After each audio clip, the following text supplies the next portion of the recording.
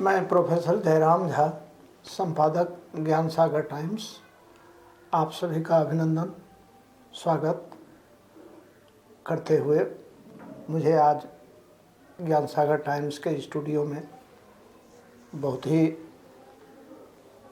अच्छा लग रहा है। आज हमारे बीच एक से एक अच्छे प्रवक्ता हैं जिनके पास कि अपना ज्ञान, ध्यान और समाज के प्रति अपना एक समर्पण का भाव है। और मैं चाहूँगा कि सब अपना अपना स्वयं परिचय दें। और इसी के साथ मैं पुनः एक बार सभी का धन्यवाद, शुक्रिया अदा करता हूँ। मैं संजय कुमार सिंह, संस्थापक अध्यक्ष ब्रह्म बाबा सेवा शोध संस्थान, निरोग धाम, अलावलपुर, पटना।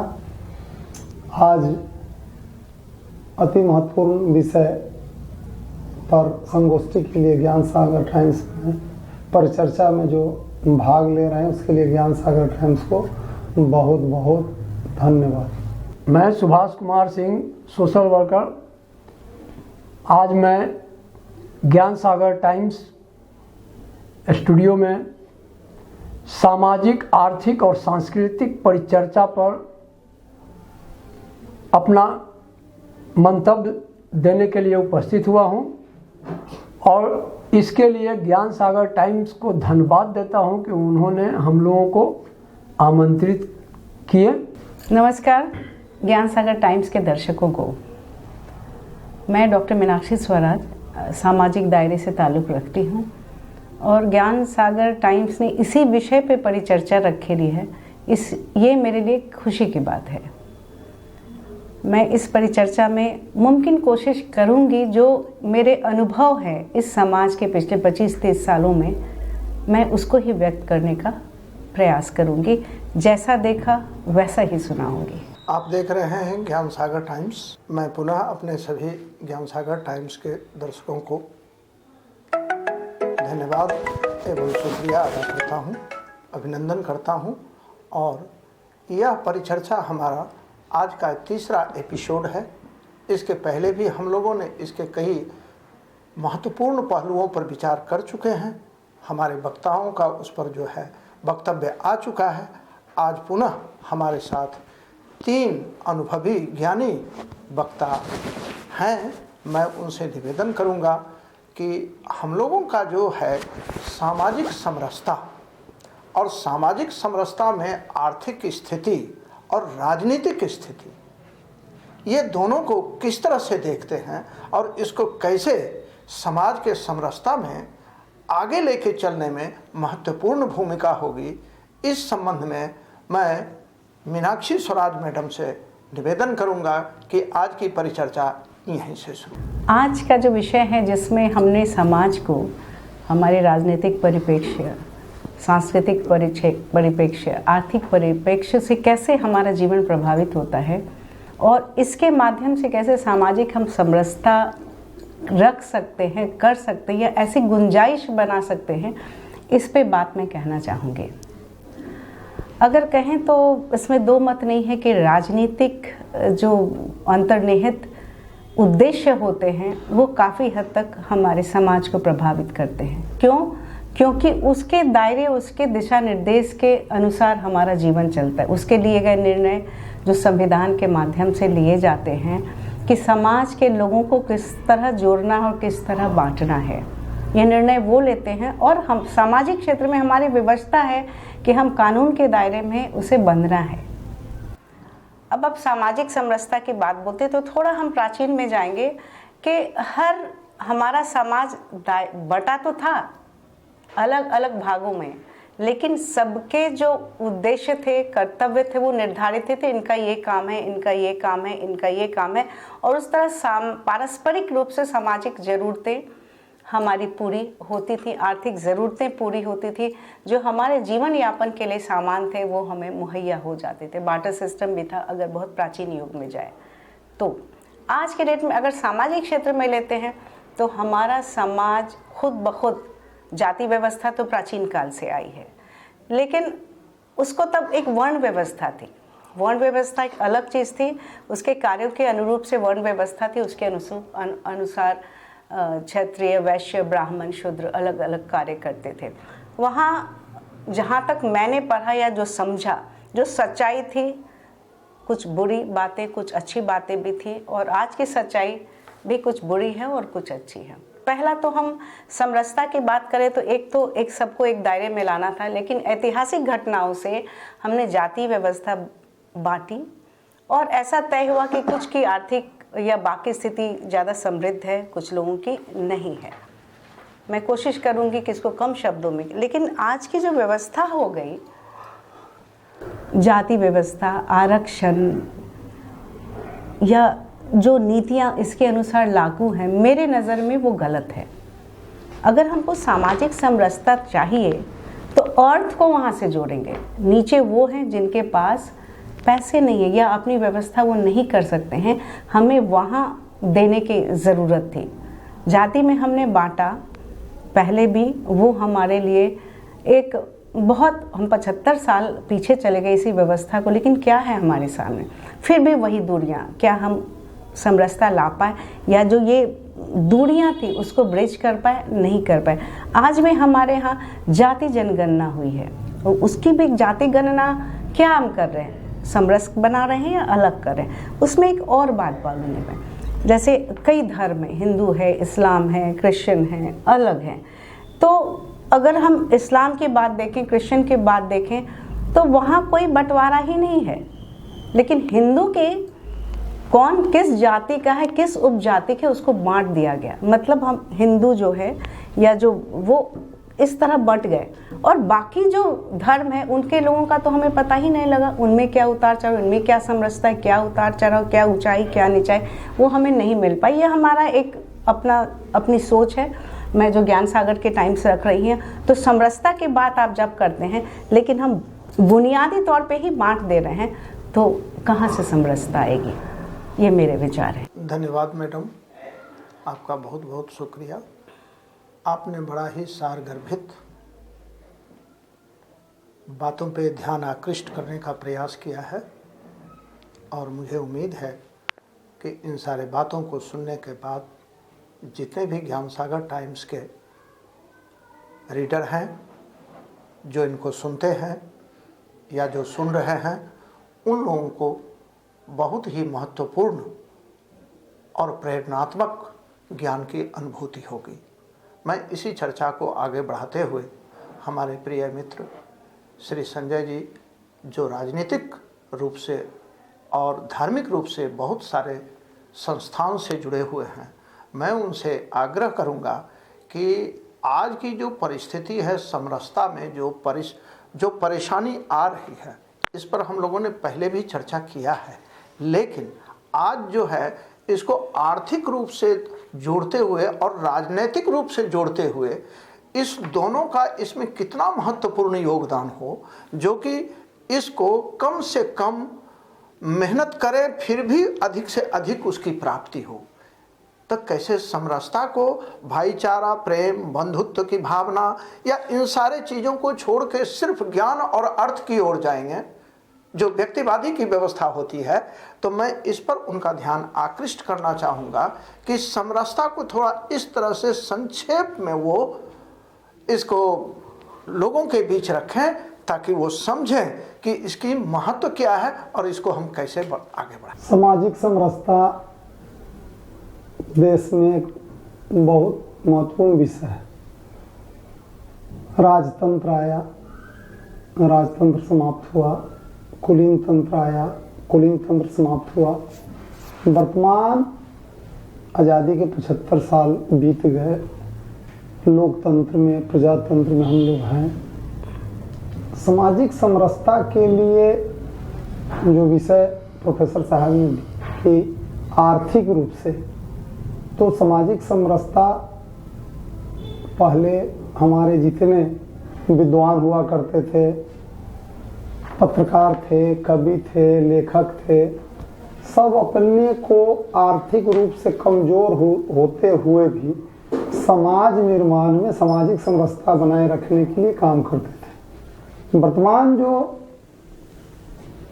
समाज जो है वह धन के आधार पर जब से सम्मान देना शुरू किया, कलाकार, जो अच्छा कलाकार है, अच्छा पत्रकार है, अच्छा साहित्यकार है, अच्छा कवि है, जो सामाजिक समरसता पर काम कर रहे हैं, उसको सोसाइटी जो है आर्थिक संपन्नता के अभाव में जो सम्मान मिलना चाहिए था वह सम्मान अभी नहीं मिल पा रहा है। यह सब मूलभूत समस्या जो है वर्तमान में सामाजिक समरसता कायम करने में बाधक बन रही है। राजनीति भी था, समाज सेवा के भाव से लोग जुटते थे, समाज सेवा में, समाज में, सोसाइटी में सेवा करने के लिए राजनीति में सेवा भाव से आते थे। लेकिन वर्तमान राजनीति जो है पूरे देश में, वह राजनीति धनोपार्जन का साधन लोग बना दिए और धन के अभाव में अच्छे लोग, साहित्यकार, पत्रकार, समाज सेवी, सामाजिक कार्यकर्ता चुनाव से वंचित हो रहे हैं, उनको राजनीतिक भागीदारी सुनिश्चित नहीं हो पा रही है। और जब तक वह कानून जो भारतीय संविधान, तो संविधान बना तो विभिन्न देशों के संविधान को लाकर भारतवासियों को थोप दिया गया। अब उसके माध्यम से आप सामाजिक समरसता कायम करना चाहेंगे तो नहीं कायम होगा। सामाजिक समरसता के लिए जो हमारी प्राचीन पद्धति थी, एक विचारधारा था, एक सोच था, बार बार डाइवर्सिटी आती गई, व्यवस्था समाप्त होती गई, नई व्यवस्था थोपा जाने लगा। तो हमारा अपना मानना है कि यदि बार बार आप व्यवस्था परिवर्तन में नए नए ढंग से इन चीज़ों को लागू करिएगा, नए नए कानून बनाइएगा, नए नए इम्प्लीमेंट करिएगा। बहुत सारे वक्ताओं ने बहुत सारे सवाल को रेज किया है। अब जातीय व्यवस्था समाप्त होने की स्थिति में आती है तो हम लोग जो है जातीय व्यवस्था लागू करने लगते हैं। 4 वर्ण थी, उसके बाद 7000 जाति उपजाति बना दिए गए। अब 7000 जाति उपजाति में से भी कई विभाग बनाया जा रहा है।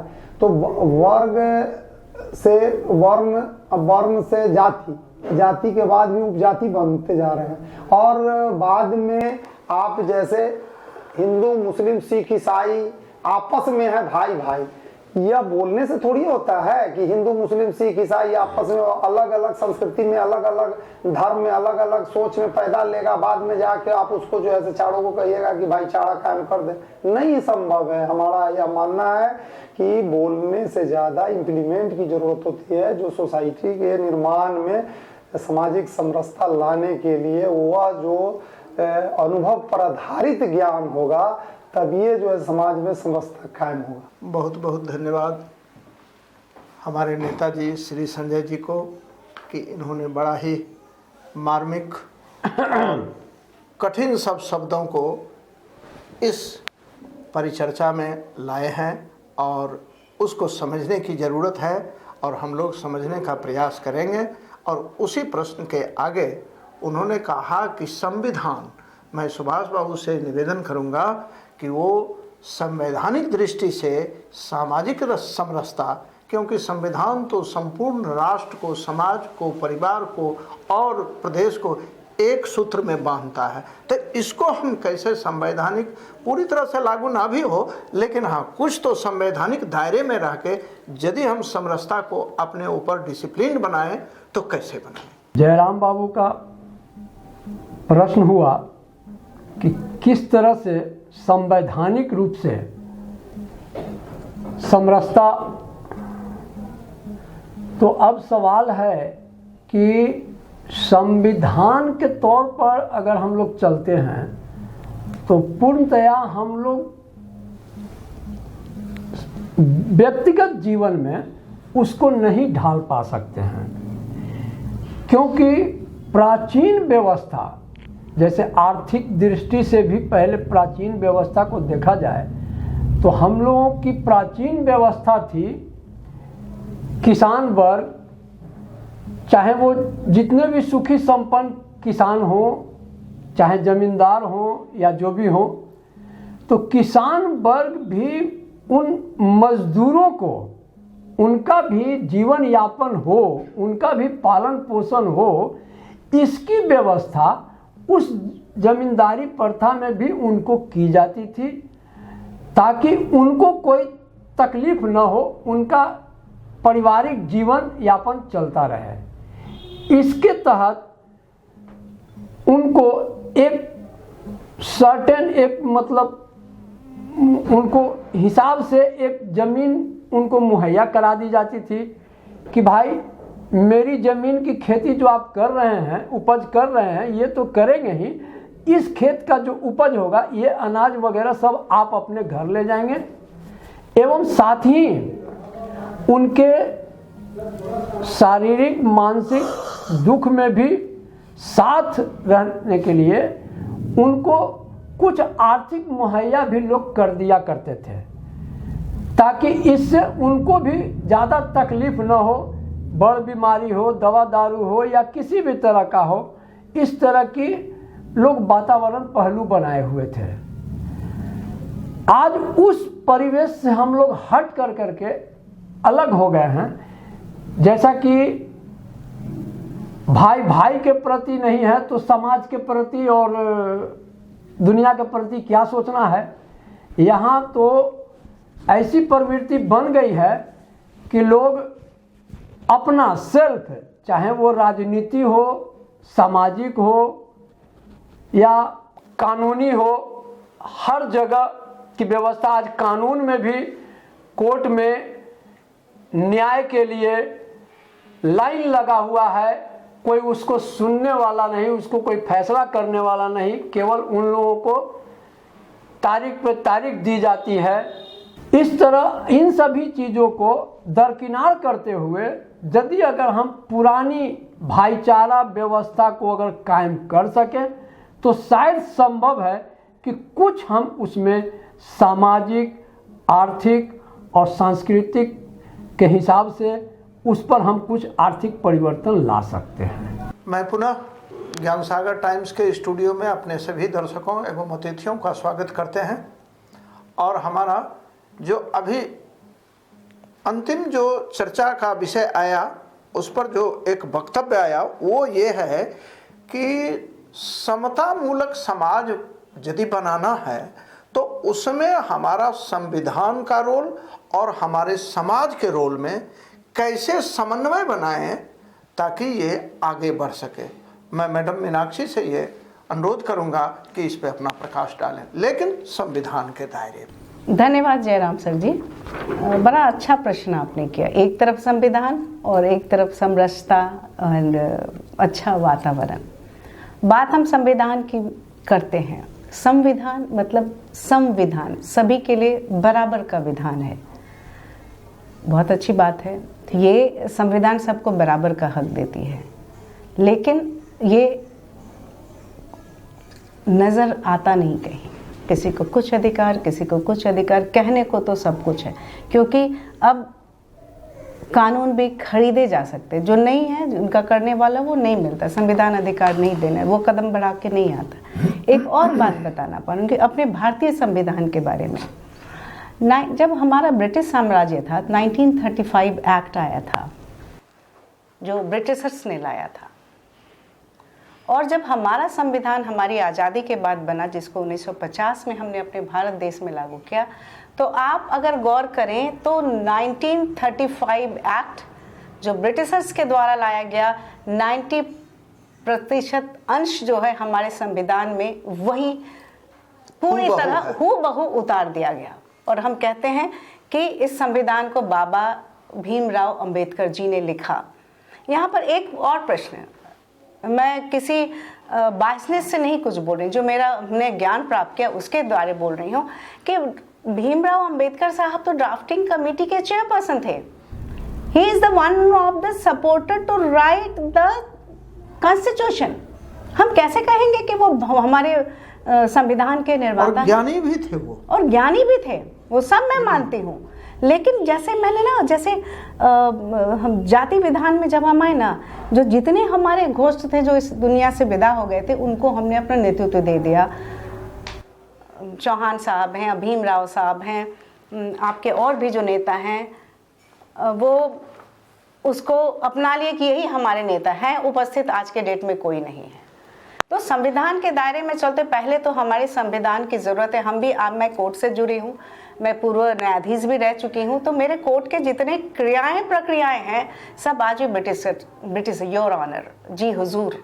पत्रकार आप लोग भी हैं, आप सभी जगह जाएंगे, हिम्मत नहीं है कि आप न्यायालय में प्रवेश कर सकते, जबकि बहुत कुछ मैंने खुद अपनी आंखों से देखा। बस इतना ही कहना चाहूँगी कि कहाँ कुरेदना है और कहाँ सुधार की ज़रूरत है। जब हमारा संविधान ही जो किसी और के द्वारा लिखा गया और जो हम आज भी वकालतनामे पे और सब चीज़ पे वही उर्दू, वही अंग्रेजी और वही ब्रिटिशर्स को लेके चलते, तो हम हिंदुस्तानी कहाँ हुए, हिंदी हमारा कहाँ विलय हो गया। बस इतना ही प्रश्न है ज्ञान सागर टाइम्स के दर्शकों से। व्यवहार न्यायालय, संविधान और सामान्य जीवन से जुड़े प्रश्नों का मैडम मीनाक्षी के द्वारा आज एक वक्तव्य आया जो ज्ञान सागर टाइम्स के दर्शकों के लिए बहुत ही महत्वपूर्ण है। और मुझे आशा है कि ज्ञान सागर टाइम्स के जो कोई भी रीडर या देखते हैं या सुनते हैं उनके लिए बड़ा ही ये सिर्फ महत्वपूर्ण नहीं होगा, उनको सोचने पर विवश कर देगा। इसके लिए मैं मैडम को बहुत बहुत धन्यवाद और शुक्रिया अदा करता हूँ। इसी प्रश्न को आगे बढ़ाते हुए मैं पुनः संजय जी के पास जाता हूँ। चूँकि उनका भी एक लंबा इतिहास रहा है अपने सामाजिक जीवन और राजनीतिक जीवन से, लेकिन बिना संविधान का देश नहीं चलता है, बिना मुखिया का घर नहीं चलता है। उसी तरह से यदि समतामूलक समाज की रचना यदि करना है तो वहाँ समन्वय के साथ साथ समरसता की भी आवश्यकता है। क्या उसमें राजनीतिक षड्यंत्र होनी चाहिए या नहीं? प्रोफेसर साहब का है कि समतामूलक समाज और सामाजिक समरसता संविधान के दायरे में और राजनीतिक भागीदारी। तो आज समतामूलक समाज या सामाजिक समरसता या संविधान का जो विषय आता है, शुरू से ही संविधान एक आज लगा कि मीनाक्षी दीदी के सवाल आया, उसमें लगा कि आज एक उदाहरण देना। संविधान सबको समान रूप से बनता है, उसमें सबके साथ एक ही न्यायालय में जो सजा की जो व्यवस्था है वो सबके लिए समान है। लेकिन एक विद्वान के लिए और एक पकिटमार को एक ही सजा के दायरे में रखते हैं, तो पकिटमार जब प्लेटफॉर्म पर 100 जूता खा के जाता है तो जाके अपने साथियों को भाग के जाता है तो वो मिठाई खिलाता है। लेकिन एक अच्छे सज्जन आदमी को, यदि बहुत बड़े लॉयर थे, उनको जज डांट दिए तो उन कोमा में चले गए, उनकी मृत्यु हो जाती है। तो होता क्या है कि एक आदमी के लिए एक डांट भी मौत का कारण बनता है, और एक आदमी जो है 100 जूता खाने के बाद भी जाकर डकबंगला चौराहा पर मिठाई खिलाता है। तो कानून के दायरे में सबको समान रूप से सजा देने से किस तरह से समतामूलक समाज, समरस समाज, सामाजिक समरसता, जब तक वातावरण अलग अलग ढंग के लोगों के लिए अलग अलग भय की व्यवस्था बनती थी, आप सबको कह रहे हैं कि समान रूप से पनिशमेंट की दिया जाए। तो सबको पनिशमेंट दीजिएगा तो एक आदमी जो है शराब दिन रात बेच रहा है वो जेल जाएगा, और जेल से छूट के आएगा, कहता है कि अब हम शराब जेल जाते जाते करोड़पति हो गए। और एक आदमी है कि एक घर में उसके बोतल कोई फेंक दिया, उसको पकड़वा दिया तो वो शर्म के मारे मर गए। तो समाज में जो समतामूलक समाज और समरसता की बात है, उसमें हम लोगों को बहुत कानून में अमेंडमेंट की जरूरत है और नए ढंग से संविधान में बहुत सारा प्रावधान लाने की जरूरत है, जिससे कि सामाजिक समरसता कायम हो सके। बहुत ही सुंदर एग्जाम्पल के साथ अपने वक्तव्य में जो उन्होंने तथ्यों को उजागर किया है, ये बहुत ही प्रैक्टिकल है। इसलिए बहुत समय नहीं देते हुए मैं उनको धन्यवाद करते हुए मैं इसी चर्चा को आगे बढ़ाते हुए अपने अन्य साथी अतिथि से मैं निवेदन करूंगा कि ये जो हमारे यहाँ सुसंस्कृत समाज, सुसंस्कृत परिवार और संविधान की भूमिका प्लस उसमें एक चीज़ और आता है, वो है राजनीतिक इच्छा दृष्टि। क्या वो सामाजिक समरसता को आगे बढ़ने देगा? चूँकि यदि दिनकर जी की एक पंक्ति को मैं यहाँ लूँ, जब तक मानव मानव का भाग नहीं सम होगा, असीमित न होगा कोलाहल, संघर्ष नहीं कम होगा। जब तक संघर्ष होगा तब तक तो समरसता की बात हो नहीं सकती है। अतः मैं उनसे निवेदन करूँगा कि ये दोनों चीज़ों को, दोनों बिंदु को, दोनों पहलू को अपने ढंग से बड़ा ही अपने ब्रीफ करते हुए इसे देने का प्रयास करें। जयराम बाबू के द्वारा जो प्रश्न उठाया गया है वो है राजनीतिक और आर्थिक समरसता, सामाजिक समरसता का समन्वय। तो इस परिवेश में सबसे पहले तो ये देखना होगा कि चाहे वो राजनीतिक हो या सामाजिक हो, इन दोनों को पहले अपने संविधान के तहत जो उनका वचन होता है, जो उनकी घोषणाएं होती है, उन घोषणाओं के तहत वो कार्य को अगर ढंग से करें तो कुछ हद तक ये कार्य संभव है। जैसे कि पहले राजनीति में जो स्तर गिरी उसमें बहुत सी थी कि लोग आते थे, आश्वासन दे करके चले जाते थे और वो मात्र आश्वासन पर ही समाप्त हो जाता था, फिर उसको पीछे कोई मुड़ के देखने वाला नहीं था। समाज की ये व्यवस्था इस तरह की थी। आश्वासन के बाद उद्घाटन पे आए लोग कि अच्छा भाई आश्वासन पे नहीं मानिएगा तो उद्घाटन पे मान जाइए। तो कुछ लोग उद्घाटन पे चले कि ना भाई अब तो जैसे हम वचनबद्ध हैं, आपका करेंगे, आपका उत्थान होगा। तो ये सारी बातें, इस तरह की बहुत सी चीज़ें हैं। कानूनी दायरे में भी बहुत सा चीज़ है कि कानूनी दायरे में जो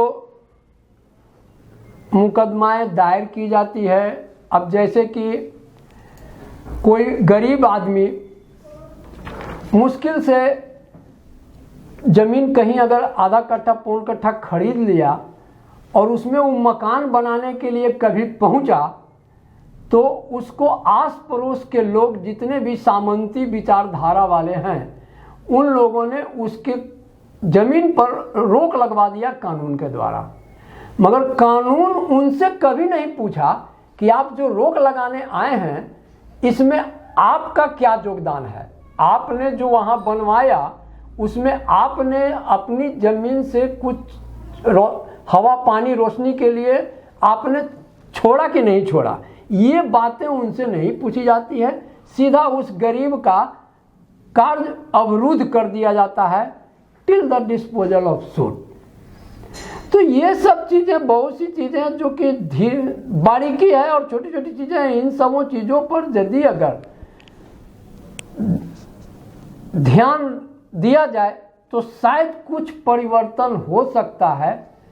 और परिवर्तन की दिशा में जब तक नहीं चलेंगे तब तक हमको नहीं समझ में आता है कि सामाजिक समरसता या जो भी आर्थिक स्थिति है ये दोनों वहाँ पर एक जगह बैठ पाएगी।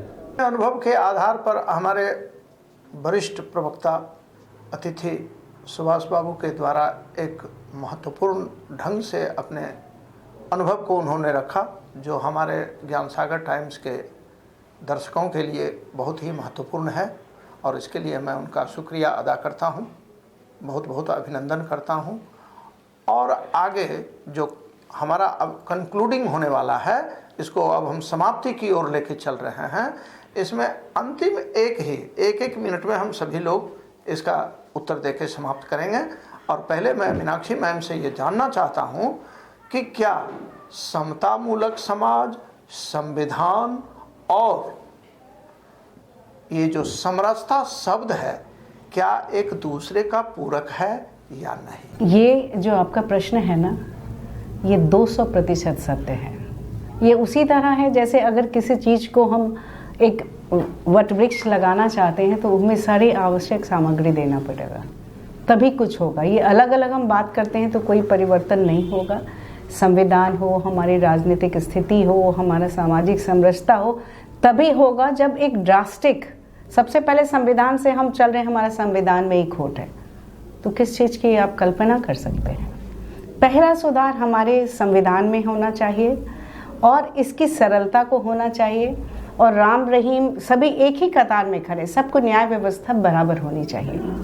और वरना हम वैसे किसी समाज सिर्फ वो सूरज को दिया दिखाने लायक है और इसका कोई प्रतिफल नहीं निकलेगा जब तक सामूहिक तीनों स्तंभ पे हम एक साथ काम करेंगे, तभी कोई नतीजा निकलेगा। ये मेरे अपने विचार हैं। धन्यवाद। पुनः मैं अपने दूसरे अतिथि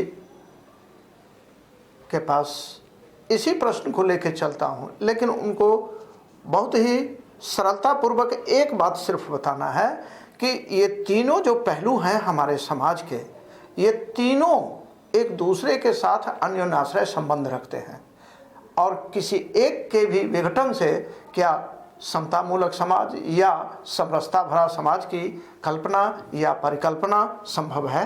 जी,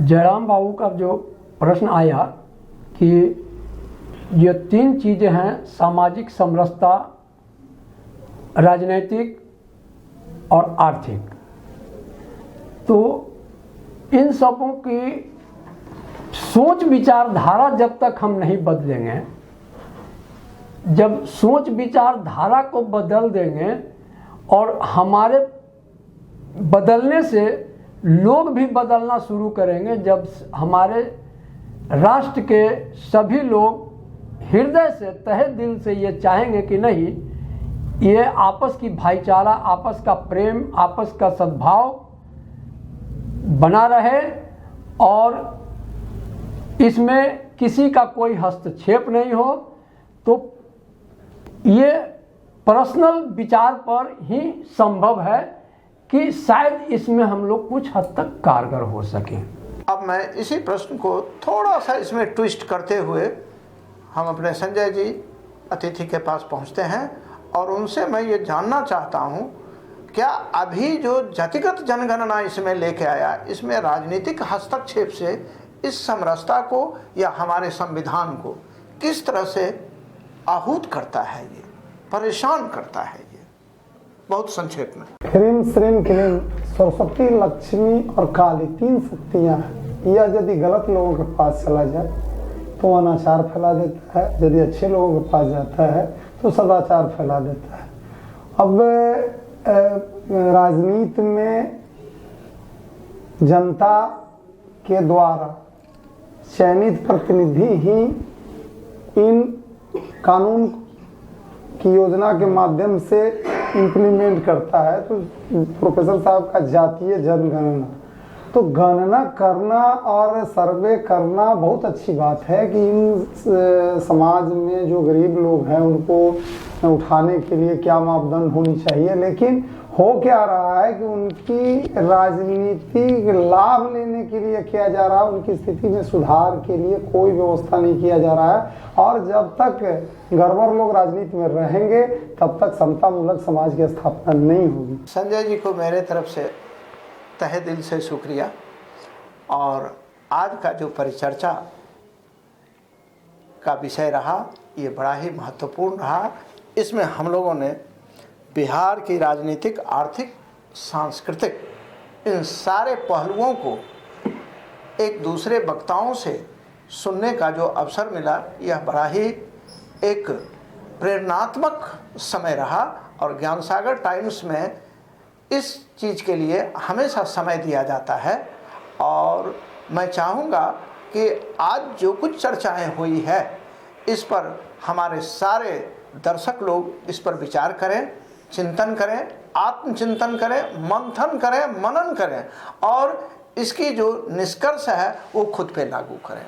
क्योंकि जब तक इसको इम्प्लीमेंट नहीं करेंगे तब तक समरसता या समतामूलक समाज की संभावना नहीं बन सकती है। और इसके लिए राजनीतिक इच्छा शक्ति की भी ज़रूरत होती है, क्योंकि राजनीतिज्ञ लोग अपने ऊपर कुछ भी नहीं लेते हैं, कभी संविधान के नाम पर, कभी समाज के नाम पर, कभी किसी चीज़ के नाम पर। इस तरह से उनका कार्यक्रम चलता रहता है। इसलिए उसको इस समाज से दूर करने के लिए सभी लोग जागरूक हो जाएं और अपनी जागृति का परिचय दें। और समय समय पर ज्ञान सागर टाइम्स इस तरह के कार्यक्रम को लेकर आते रहेंगे। इन्हीं शब्दों के साथ सभी अतिथियों का स्वागत करते हुए धन्यवाद, बहुत बहुत अभिनंदन।